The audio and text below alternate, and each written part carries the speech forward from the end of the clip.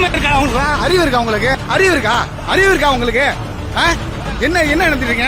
இது என்னது? கழிவு நீரை மக்கள் பயன்படுத்துற இடத்துல செய்றீங்களே, டெய்லி இதுமே பண்ணா என்ன இருக்கும் உங்களுடைய ஆதாயத்துக்கு?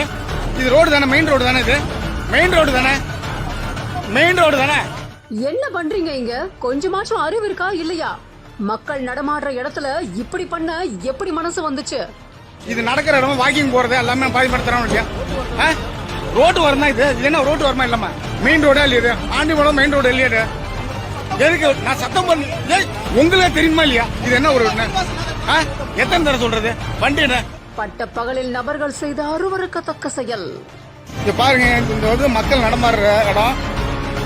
இதை வந்து கழிநீர் எதுவும் கொண்டாந்து விட்டு போறாங்கன்னா இவங்களுக்கு எப்படி என்னது? இதுக்கு நீங்க தான் பதில் சொல்லணும். அரியலூர் மாவட்டம் ஆண்டிமடம் பகுதியை சுற்றி இருக்கக்கூடிய பல கிராமங்கள்ல தனிநபர் வீடுகள்ல இருக்கக்கூடிய கழிவுநீர் தொட்டியை சுத்தம் செய்யும் வகையில 10க்கும் மேற்பட்ட கழிவுநீர் சுத்திகரிப்பு வாகனங்கள் பயன்பாட்டுல இருக்கு.